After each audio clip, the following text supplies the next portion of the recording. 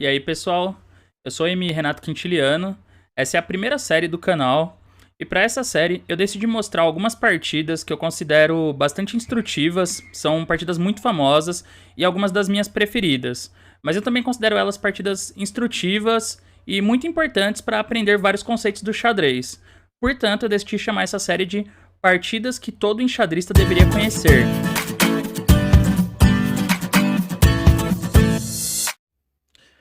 Hoje nós veremos mais uma vez ele, Paul Keres, na nossa série. Galera, essa altura do campeonato pode estar pensando, pô, mas agora é só partida do Keres? Mas assim, partida boa nunca é demais, mesmo que seja do mesmo jogador. E outra, o cara tem as partidas. O cara é o cara. É o Keres. É um dos jogadores que não foram campeões mundiais. É o favorito da maioria da galera. É o meu favorito dos reis sem coroa. E o cara tinha o jogo. O cara sabia jogar. Então, vamos aprender mais um pouco com Keres hoje aqui. Partida Keres e Geller, jogada no torneio de candidatos de 1962. Que a gente vê que o Keres foi um jogador com bastante longevidade em xadrística. Porque a partida anterior, Keres e Fine Keres, é do torneio de Avro de 1938. E essa aqui, candidato de 62, quase 30 anos depois, e o cara jogando em alto nível ainda. Contra o Geller, que era um jogador fortíssimo, foi um dos melhores do mundo durante várias décadas. E até apareceu na nossa série também, já jogando contra o Max Euwe no Zurich 53. Uma partida bem bonita aí, quem quiser dar uma olhada depois. Essa partida aqui o Keres estava de brancas, ele abriu com peão dama e foi cavalo F6, C4, E6, cavalo F3, D5, uma ortodoxa, cavalo C3 e aí jogou C5 aqui o Geller. Uma ordem que está bastante popular hoje em dia. O pessoal jogando bastante essa ordem aí com C5. C por D5 e ele joga cavalo por D5. Não joga E por D5, que seria a defesa Tarrasch, que é caracterizada pelo peão isolado das pretas, que surge muitas vezes. Ele joga cavalo por D5, que também é uma ordem que está na moda hoje em dia. Antigamente era mais rara, mas nos últimos anos voltou para moda. E o Keres faz E3 aqui. Uma variante um pouco mais sólida. Tem o E4 também, que é o que tem sido mais jogado ultimamente. Cavalo por C3, BC3, C por D4, C por D4, bispo B4 cheque, troca os bispos em D2, preto faz roque. Essa aqui é a famosa defesa semi-Tarrasch, que leva a uma posição interessante também, onde o preto tem um pouco menos de espaço, porque não tem peão no centro, mas já trocou duas peças e isso é uma coisa boa também. Enfim, tem uma longa discussão estratégica aqui nessa abertura. O E3 tem o objetivo de manter mais peças, né? Manter mais peças, evitar as trocas e, portanto, criar mais possibilidades. Cavalo C6. Keres joga bispo C4. E aí, cavalo por C3. O Geller já trocou aqui. Outra possibilidade também é jogar C por D4 e E por D4, isolando o peão das brancas. Bispo E7. Roque, roque. Composições que lembram um pouco o Panov da Caro-Kann ou o Gambito da Dama Aceito. Também dá pra jogar assim, mas o Geller decidiu tomar em C3 mesmo. B por C3, bispo E7, roque, roque. E agora o Keres já faz E4, coloca mais um peão no centro, aqui pegando a vantagem de espaço. O Geller faz B6 e a gente tem uma posição bem parecida com a Índia da Dama nesse momento. Começou como uma ortodoxa, virou uma semi-Tarrasch e agora já lembra mais uma Índia da Dama, porque o branco vai ter essa vantagem dos peões no centro, mas o preto põe o bispo em B7 e espera pressionar o centro em algum momento, né, criando debilidades aí, transformando esses peões em debilidades. O Keres pôs o bispo dele em B2 para reforçar o centro, também porque ele quer desenvolver a dama, então ele precisa defender D4. Bispo B7 e dama E2. Aqui as brancas têm um plano bem simples, que é de centralizar as torres e em algum momento avançar o peão para D5. Essa ruptura pode ser bem chata se chegar na hora certa. Então, a partir desse momento, o Geller ele já está tendo que lidar com a ameaça do D5 ali. Então, o que ele faz? Primeiro ele joga cavalo A5 aqui, ganhando um tempo importante em cima do bispo. Também diminuindo a força do avanço do peão de D, porque não vai atacar o cavalo mais. Ao contrário de se viesse torre C8, por exemplo. Se ele joga torre C8, já leva D5 aqui. E isso pode ser meio chato. E por D5 bispo toma. Além do bispo ficar forte em D5, as brancas podem abrir o outro bispo de B2, né? Com C4. Então ele faz cavalo A5. Bispo volta para D3, para não perder o par de bispos, claro. Torre C8. E ele jogou torre A D1. Desenvolvimento natural e lógico das brancas. Aqui, as pretas têm que tomar um pouco de cuidado com o centro, mas não é tão fácil de indicar qual é o melhor jeito de lutar contra o centro das brancas. Por exemplo, se o Geller falar, eu vou jogar C4 aqui, para não deixar ele liberar aquele bispo, para fechar o bispo de B2. Depois de bispo B1 e ele fazer um lance como B5 aqui, reforçando a ala da dama, aqui o branco tem a opção de jogar bispo C1 e troca o bispo de diagonal. Ele pode ir para E3, pode ir para F4, ou pode ir até para G5. Ops. Para F4, ou pode ir até para G5, dependendo da posição. Então isso não prejudica o jogo das brancas. Na verdade, deixa o centro mais sólido, né? Deixa o centro bem firme aqui, sem nenhuma tensão. Provavelmente, o melhor lance aqui era jogar um dama C7 e manter um pouco a tensão. Esperar ver o que as brancas vão fazer, mas enquanto isso o preto poderia também colocar a torre em D8 para lutar contra o avanço D5 ainda. Para ainda diminuir a força desse avanço. Mas o Geller, ele decidiu tentar resolver o problema aqui de uma forma bem direta e de uma forma bem concreta também. Ele joga C por D4. C por D4. E agora pensou o seguinte, eu posso jogar com bispo B4, preparando a troca dos bispos em C3. Eu também acho que esse lance tinha como objetivo colocar a dama em E7, liberar a casa E7 para a dama. E provavelmente ele sentiu que assim as pretas estariam ok, depois ele ia puxar a torre para D8, e aí os avanços centrais das brancas não seriam tão fortes. Mas essa aqui é a nossa primeira posição interessante, que eu quero que vocês pensem aí, calculem um pouco, e tentem descobrir qual foi a jogada do Keres nesse momento. Bem, quem acompanha a nossa série e já viu várias partidas do Keres já percebeu que ele era um jogador bem completo, só que muito forte, né? Se destacava muito em posições de iniciativa, posições de cálculo, de imaginação, calculava muito bem e etc. Tinha várias qualidades de ataque aí, para posições de ataque. Então aqui ele percebe que, claro, o bispo C3 das pretas é um lance meio chato, porque se trocar o bispo de B2, fica muito fácil das pretas se organizarem, de dobrar torres na coluna C, por exemplo. Então ele aproveita a chance e joga D5. Faz a ruptura já, ativando os dois bispos. E esse é um lance muito forte, bem difícil também das pretas lidarem com esse avanço.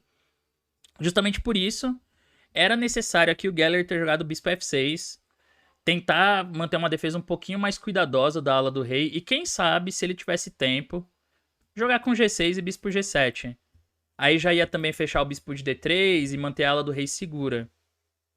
Porque agora se as brancas jogam E5, ele tem a possibilidade de trocar em F3 primeiro, ou de simplesmente voltar. Porque agora não vai ser tão fácil de ativar o bispo. E a casa D5 está sob controle das pretas. Então isso daria uma posição mais sólida para as pretas no centro. Então era melhor bispo F6 aqui, era com certeza mais sólido. O problema do bispo B4 é esse, que ele manda D5 direto. E agora já é difícil sugerir uma resposta boa para as pretas. Por exemplo, a ideia de bispo C3 aqui não dá certo, porque ele tem bispo A3, torre E8, e entre outros, por exemplo, o bispo B5 parece forte já, porque a torre não tem casa para ir. Mas ele também pode jogar D por E6 primeiro. Torre por E6 e bispo C4 com um forte ataque descoberto em cima da dama, que vai acabar ganhando a qualidade aqui, vai ganhar a torre em E6. Portanto, o Geller joga E por D5 mesmo, tem que aceitar esse desafio. E por D5, já cria a ameaça de dama E4, que é fortíssima, né? Vai atacar o bispo em B4 e ameaça mate. E aí ele tenta se apoiar na troca de damas, dama E7. Mas só pra gente ver essa posição, os perigos da posição, tomar em D5 não é possível. Não é possível de dama, porque bispo H7 cheque, ganhando Ganhando muito material, né? Vai ganhar a dama e depois vai ter um cheque em D3 ainda. Mas também não dá pra capturar com o bispo. Porque aí, dama E5, ameaça mate em G7. F6, meio forçado. Dama H5. E não tem jeito de parar, né, o ataque já. G6, ele sacrifica a peça. Bispo toma, H por G6, dama por G6, Rei H8. E o mais simples aqui é dar um cheque em H5 e recupera a peça com um peão a mais e o ataque ainda. Bem ganhador. Então, o Geller tenta buscar uma segurança e evitar o ataque na troca de damas, dama E7. Mas claro que o Keres estava de olho em possibilidades como essa e não vai trocar as damas aqui, porque ele perde o potencial do ataque. Ele joga cavalo E5. Que além de evitar a troca de damas, libera aí a passagem da dama para H5, né? E vai se tornando cada vez mais forte ali a pressão na ala do rei. Então aqui o Geller jogou F6. Mas outra possibilidade que também não daria certo seria tentar manter a ideia de trocar peças com bispo D6. Mas essa é uma outra variante que eu quero colocar porque ela é bem legal. Dama H5. E aqui não dá para evitar o mate com H6. Por causa de dama F5. Ele vai com a dama para H5 e F5, né? Para entrar em H7. E aqui G6 é arrematado simplesmente por cavalo por G6. Quando o outro bispo ali é um monstro, né? Com ataque de mate rápido. Mas as pretas podem entrar nessa posição pensando que agora dá tempo de jogar G6. Com certeza, essa é uma posição que os dois lados têm que ter calculado. Porque o Keres, quando ele joga cavalo E5, o bispo D6 é um candidato. Então ele tem que saber o que ele vai jogar depois de dama H5 e G6 aqui para evitar perder uma peça. Só que tem um lance bonito para as brancas aqui também. Então, como as brancas jogam nesse caso? O recurso bonito nessa posição, que eu não tenho dúvida alguma que ele viu, é que depois de G6, as brancas podem jogar cavalo G4. Alguns podem ter pensado em sacrifícios. Por exemplo, bispo toma, F toma e cavalo toma, porque se tomar tudo em G6 é mate. Só que aí que tá, o preto não é obrigado a tomar tudo em G6. O preto pode jogar aqui, por exemplo, dama F7. E aí você não tem mais o ataque, né? E o cavalo tá cravado ainda em G6. Mas o ponto é que ele joga cavalo G4. Com uma ideia de mate bem bonita. Se G por H5, cavalo H6. E dá um mate usando o cavalo e o bispo. Esse é um mate que a gente encontra em livrinhos, né?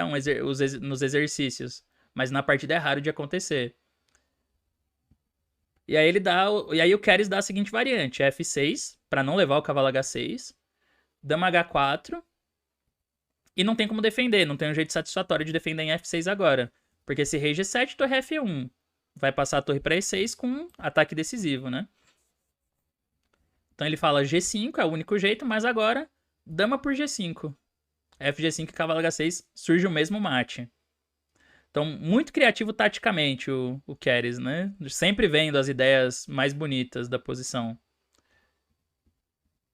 O Geller com certeza viu também isso, né? Viu que ia levar esse cavalo G4 e não estava querendo ser imortalizado. Então ele joga F6. Mas agora, outro momento para vocês calcularem. F6 faz bastante sentido, atacando o cavalo. Qual é a continuação mais forte para as brancas? Eu acho que tem dois candidatos que chamam a atenção aqui que vale a pena calcular de brancas também. O lance da partida foi dama H5. Alguns podem ter considerado o bispo toma H7 direto. Rei por H7, dama H5, rei G8 e cavalo G6.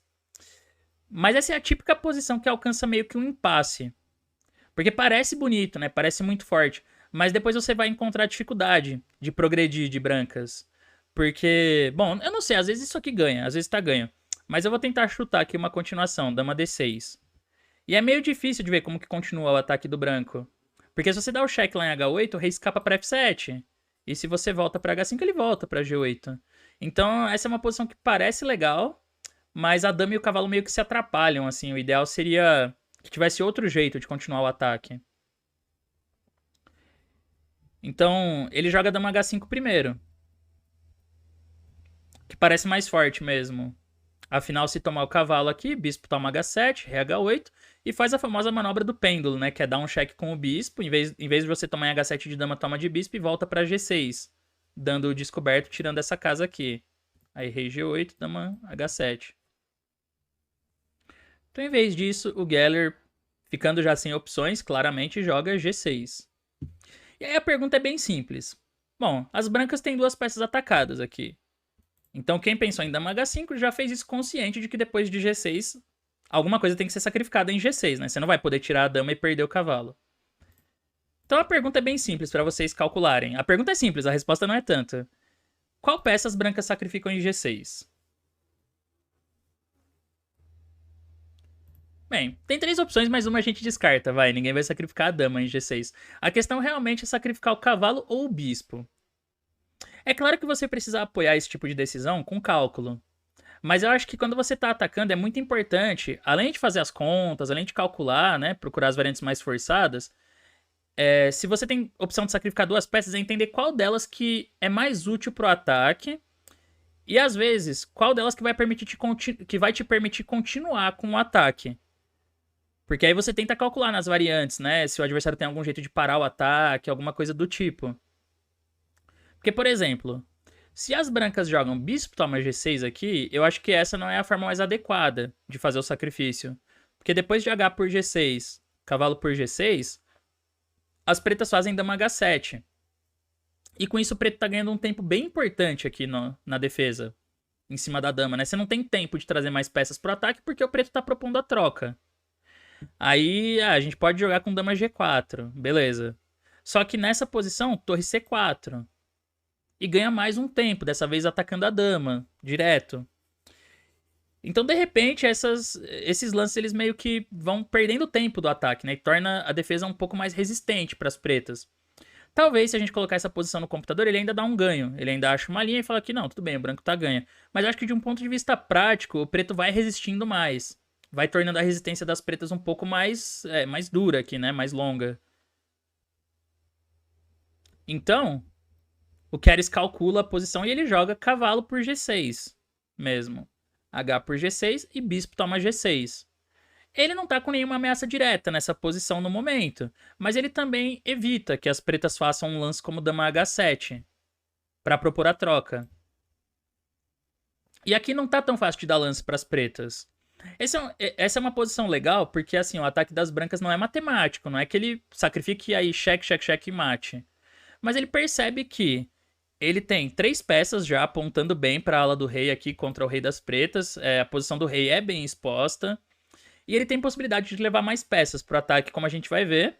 Mas o mais importante é que também não tem um jeito tão claro das pretas organizarem a defesa.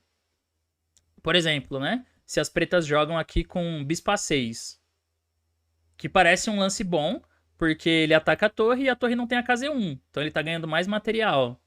Só que agora a gente descobre que, na verdade, as brancas têm outra ideia, assim.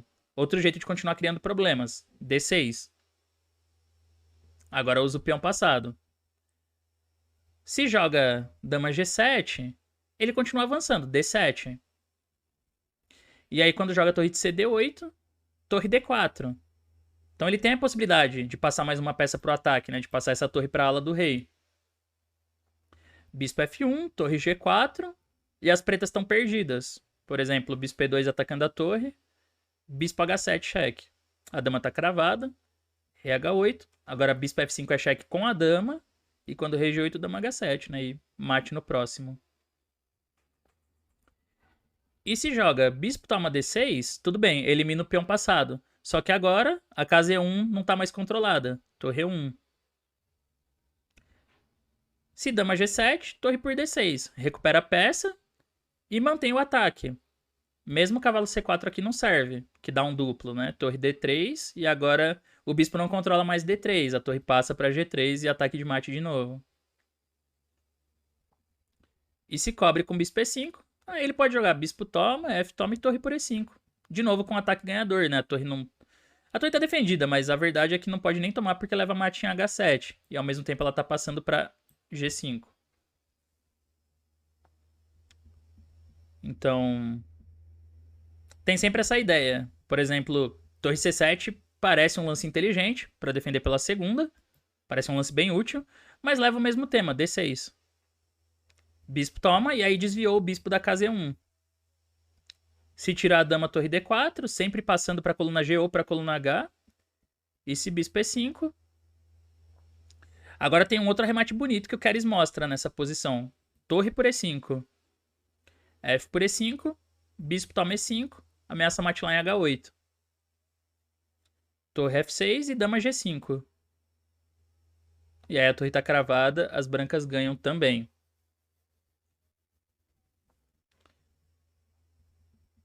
Então, bem difícil. O Geller tenta jogar com dama G7, passa a dama, né? E vê o que vai dar pra fazer depois. Mas agora a gente tem mais um momento instrutivo aí. Como as brancas continuam o ataque. Bem, as variantes anteriores, as ideias táticas que a gente viu ali, elas deram uma dica, né? Deram um caminho, assim, de como que as brancas continuam o ataque. Com certeza a chave é passar mais uma peça pra ala do rei, no caso essa torre aqui. Aí é só uma questão de encontrar o caminho certo, mas óbvio, tem que calcular isso, né? Porque se joga a torre D4, que a gente viu em algumas variantes, pra passar a torre pra G4 ou H4, torre C4 ainda atrasa um pouco o plano das brancas. Talvez aqui resolva já a defesa, inclusive. Mas ele faz torre D3. Bem natural.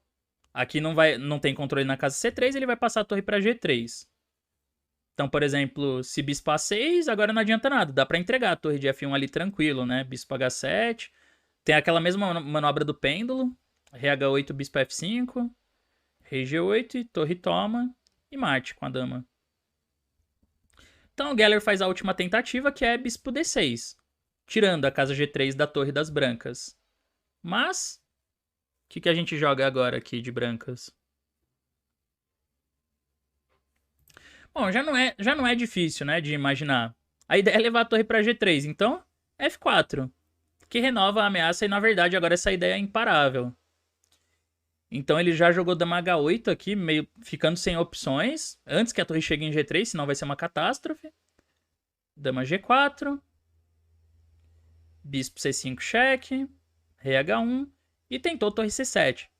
Finalmente o Geller tenta trazer alguma peça que está lá do outro lado para ajudar na defesa. Porque se ele joga torre F7, torre G3, aqui vai ganhar. Ou dama G7, também torre G3, né? Então ele quer puxar a torre para a coluna G. Mas o Keres, como a gente já viu, é um jogador muito concreto, né? Sempre procura linhas bem forçadas e aqui ele joga bispo H7. E enxergou o mate na posição. Se é cheque duplo, se rei por H7, torre H3, mate. Então o rei tenta escapar para o centro, mas dama E6. Rei G7, torre G3 e abandonou. Afinal, levaria mate aqui, né? Tranquilo. Então tá aí mais uma partida de ataque excelente do Paul Keres. Eu acho legal. Os sacrifícios são bem bonitos, mas eles são muito bem calculados em todo momento. E é interessante a gente ver como essas peças das pretas foram inúteis, né? Uma vez que abriu o jogo na ala do rei. A torre, os bispos e o cavalo. Porque elas estão muito longe, na ala da dama, e não há tempo de trazer essas peças para ajudar na defesa. Isso é algo sempre importante e instrutivo a gente vê em posições de ataque.